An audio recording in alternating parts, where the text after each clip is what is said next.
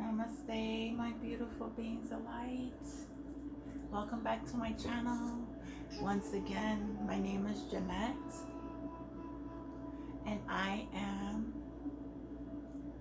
a child of God. I am spirit within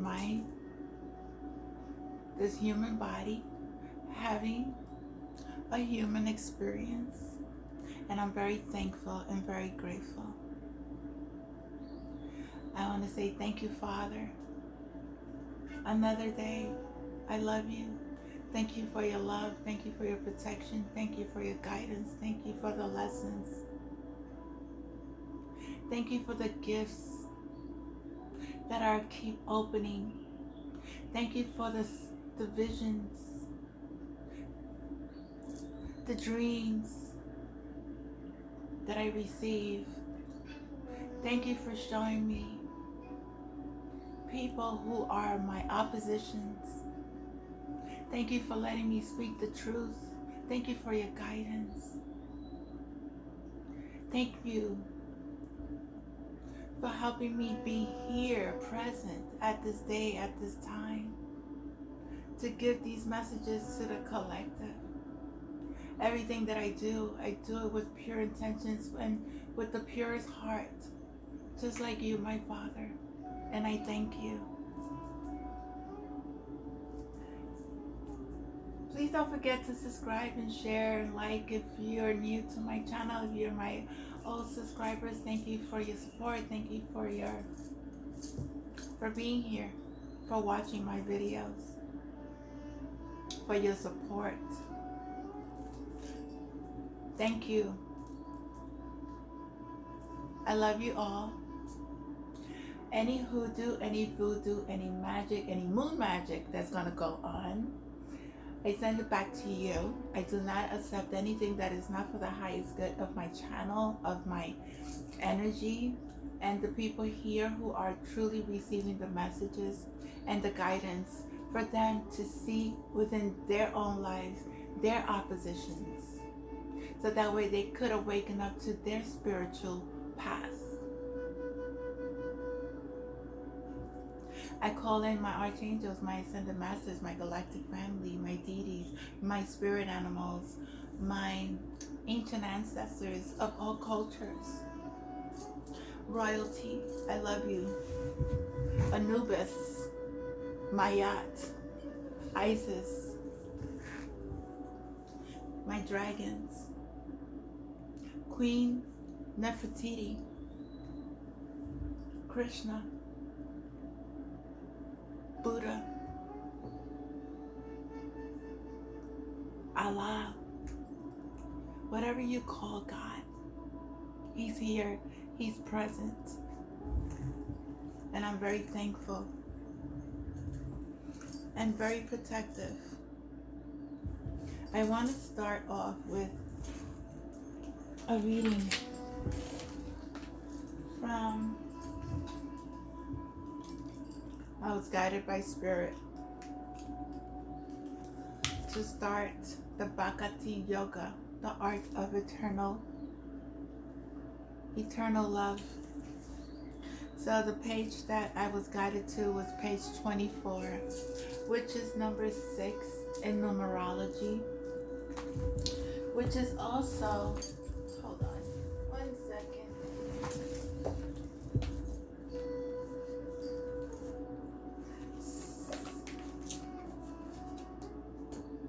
Harmony, family, home. Number 6 is Venus, the planet Venus. The positive aspects is loving, caring, gentle, creative, individualistic, deeply connected to family. The negative aspects is antagonistic, patronizing, overprotective, timid, smothering, clutching. The esoteric aspects is manifestations of spirit on the material level, as is in beehives or honeycombs. Your number 6 is not compatible with 5 people. The gemstone is the green aventurine. The color is green goose. And the lucky days is 6, 15, and 24. So since we are rejecting the dreams of material happiness, we are enamored by the glitter of this material world, just as moths are attracted by fire. Moth enters with great speed into the fire without knowing that they are going to die. Their forceful entrance into the fire means sure death. I am getting that people are forcing themselves into situations that is not for their highest good. Similarly, modern science has created some so-called comfort of life for temporary enjoyment, but at the same time we take the risk of so many dangerous conditions. Oh, hold on 1 second. No, you're not gonna die. Hold on.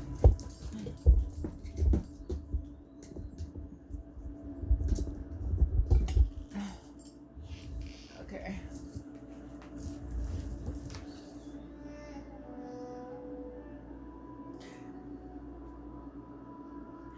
As the Srimad Bhagavatam says, Padam Padam Yad Vida Padam. In this world, there is danger at every step. Our attempts to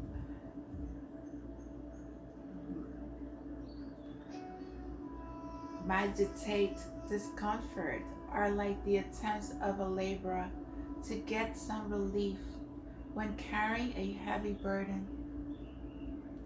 When he is too uncomfortable, he shifts the burden from his head to his shoulder. But that doesn't eliminate the difficulties of carrying the burden. Lots of people are carrying burdens at this time that they don't need to carry. If they didn't have attachments, they will let go of these burdens. If they didn't have evil intentions, they will let go of these burdens. If they need to confess, they will need to let go of these burdens. They don't need to carry these burdens. Similarly, we are trying to get material comforts by producing so many scientific inventions, but they do not actually provide happiness. We are simply changing the position of burden. For instance, in America, the people have to accept so much danger just to drive around in their motor cars. They may try to increase their happiness by improving transportation, but they are just shifting the burden around. And even in your own vehicle, your own body, which is your motor car that travels, you put in burdens. And when you get sick, your car doesn't want to drive anymore. You don't see God to help you through. You see through the material world.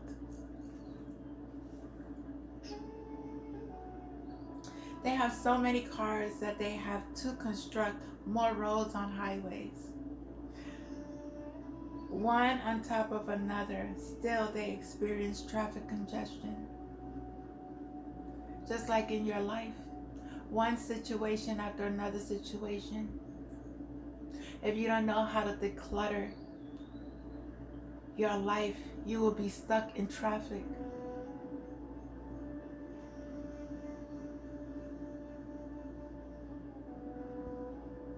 They have so many cars that they construct many roads and highways on top one another. They still experience congestions, accidents, pollutions, and discomfort. This is a vain endeavor. The scientists think they are solving the problems of life, but the discomfort of life are still there. and the scientists must fail, because this material world is by nature full of discomfort, as Krishna himself confirms in the Bhagavad-gita. I don't know how to say that word. How then can you make it a happy place? When we dream of something dangerous, that a tiger or a snake is coming, and then we want to change to another dream, similarly, or attempt to become happy in this material world by manufacturing some artificial means of happiness, is simply a useless dream. Real happiness is to take shelter of the lotus feet of Krishna.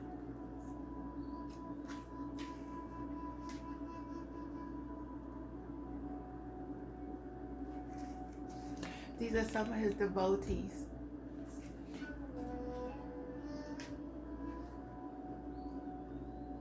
Going through their transformation.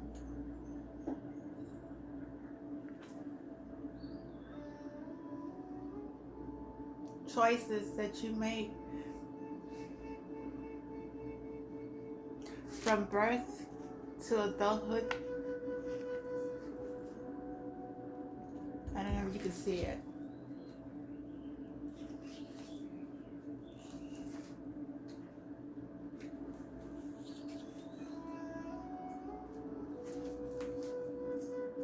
A pure devotee wants nothing but bhakti-yoga. In the Hari Bhaktiva Suhadaya, it is stated that Prahlada Mahahara, a great devotee of the Lord, prayed to Nara Deva, the half lion, half man incarnation, as follows: My dear Lord, I repeatedly pray unto your lotus feet that I may simply be stronger in devotion service. I simply pray that my Krishna consciousness may be more strong and steady, because happiness derived from Krishna consciousness and devotional service is so powerful that within one can have all the other perfections of religiousness, economic development, sense gratification, and even the attainment of liberations from material existence. Actually, a pure devotee does not aspire after any of these perfections, because the happiness derived from the devotional service in Krishna conscience is the transcendental and is so unlimited that no other happiness can compare to it. It is said that even one drop of happiness of Krishna conscience stands beyond comparison with an ocean of happiness derived from any other activity. Thus, any person who has developed even a little quality of pure devotional service can very easily kick out all the other kinds of happiness derived from religiousness, economic development, sense gratification, and liberation. There is a great devotee of Lord Chaitanya, known as, oh my God, this word. I'm going to spell it because I don't know how to say it. Kholavaca Saridhara, who was a poor man. He was doing a small business selling cuts made from leaves of plants and trees, and his income was almost nothing. Still, he was spending 50% of his small income on the worship of the Ganges, and the other 50% he was somehow living. Lord Katyaya once revealed himself to his confidential devotee,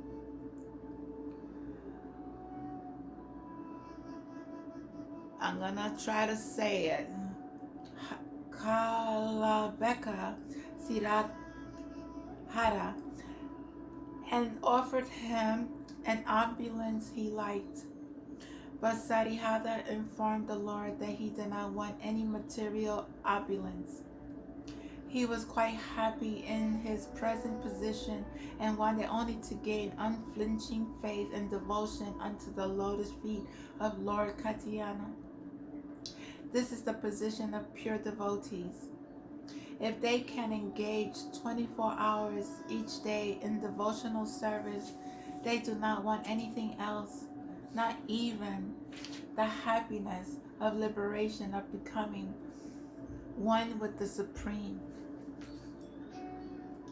In the Nara da Pankaritra, it is also said that any person who has developed even a small amount of devotional service does not care a fig for any kind of happiness derived from religiousness, economic development, self-gratification, or the 5 kinds of liberation. Any kind of happiness derived from the religiousness, economic development, liberation, and self and sense gratification cannot even dare to enter into the heart of a pure devotee. It is stated that as a personal attendant and maid servant of a queen, follow the queen with all respect and obedience. Similarly, the joys of religiousness, economic development, sense gratification, and liberations followed the devotional service of the Lord. In other words, a pure devotee does not lack any kind of happiness derived from any source. He does not want anything but service of Krishna. But even if he should have another desire, the Lord fulfills it without the devotee asking. Devoting ourselves to our higher self, our higher power, and liberating us from the material world, you are able to gain access to materials without even asking, because God is the only one that will provide. But when we are so focused on the material world and gaining fame and gaining all this type of foundations that are false, God will easily take that away from you, because it's not at service to Him. It's at service to another idol. If you don't resonate with this channel, there's other people here that are able to cater to your likings. I am devoted to the Most High. I shed light to where there is darkness. I bow down to no other idol. This is not the channel that you will receive messages that's going to cater to your liking. It's going to be catering to your spirituality more than anything. And always the truth, and with pure intentions.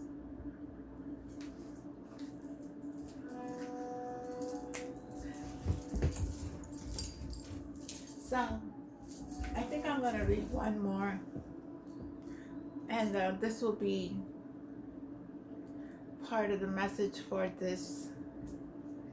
today's message on this video. The rarity of pure devotional service. In the primary phases of spiritual life, there are different kinds of austerities, penances, and similar processes for attaining self-realization. However, even if an executor of these processes is without any material desires, he cannot achieve the devotional service. An Aspiring by oneself alone to achieve devotional service is not very hopeful, because Krishna does not agree to award devotional service to merely anyone. You have to gain it.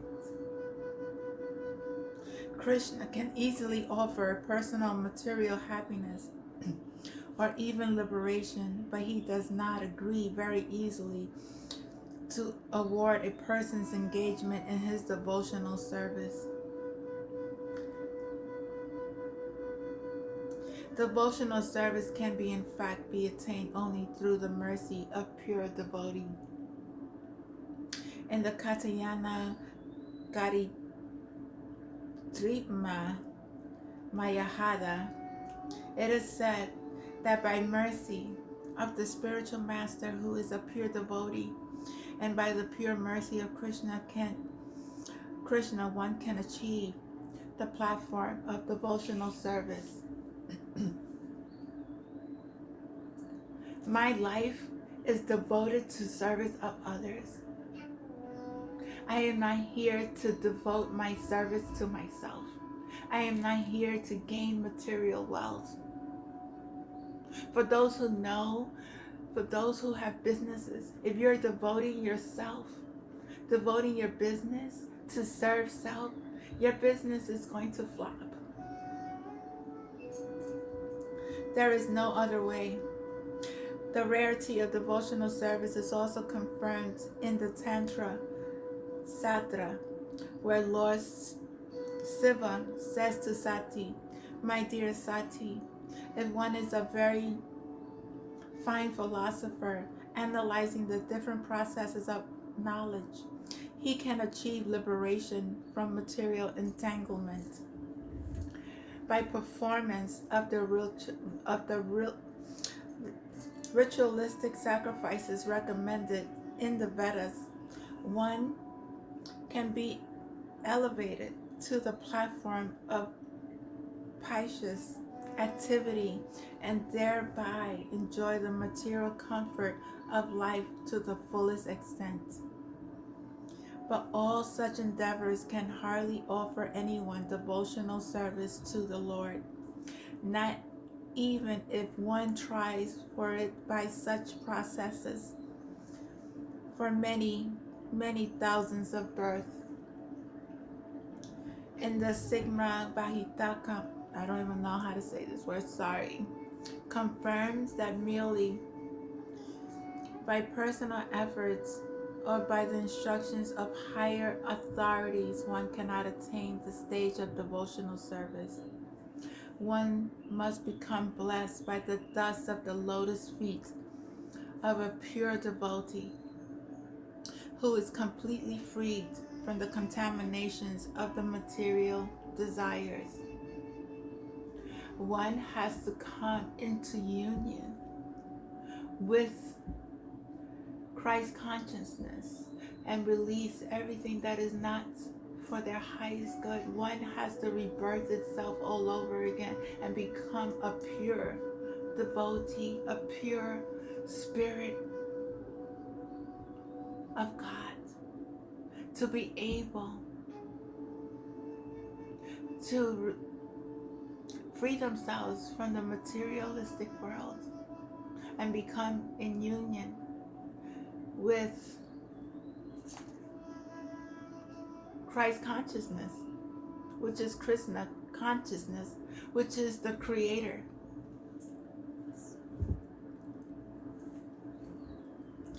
Tasting of the honey of the bhakti-yoga. Devotional service is dependent on the mercy of Krishna and his devotees. Unless we surrender to the lotus feet of a pure devotee, it is not possible to It's not possible to come to the platform of pure devotional service. By his own efforts, a bee cannot taste the honey within a bottle. The bottle must be opened by a superior. If the bee simply licks the outside of the bottle thinking, "Now I am tasting honey," then he is in illusion. Similarly, one cannot enter into devotional service unless the door is opened by a devotee. Therefore, Rupa Goswami says, Adu Kruvasrarama. The first step in devotional service is to accept a guru from a disciplic successions that follows the disciples of bhakti-yoga. Then you will very easily enter into the path of devotional service. You have to select a guru who is, I don't know this word, Niskina, Niskinkana, free of material desires. One who accepts the lotus feet of the Lord has finished with all the material desires. Such a pure devotee wants only to be engaged in the Lord's service in whatever condition of life he is in.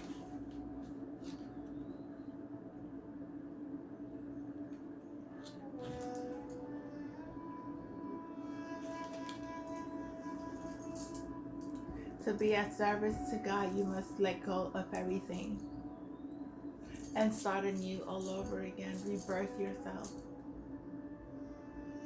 It's a path. It's a spiritual path. It's not religion. It's not religion. It's spiritual. It's service to the Creator, who we have strayed away from. But now many of us are coming back. Many of us are remembering our past, our purpose. Many are waking up to who they truly are and devoting their service to others. For that was God's purpose, for us to create for each other, not against each other, not to fight against each other. For God is not war. God is love. God is not hate. God is love. God is not, God doesn't gossip. God is love. God doesn't judge. He judges your actions. He judges what you do to others,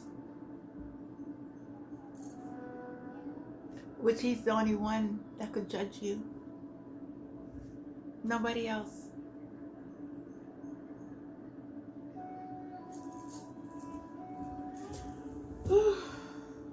And I'm going to end this video right here. And I want to say thank you.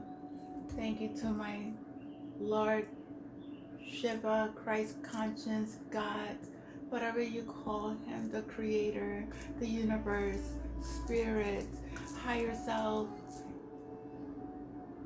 When you devote your life to serving others, you are rewarded 10 times more than what you are rewarded when you serve the dark. I love you all. Have a blessed day. Bye. Please don't forget to share, like, and subscribe.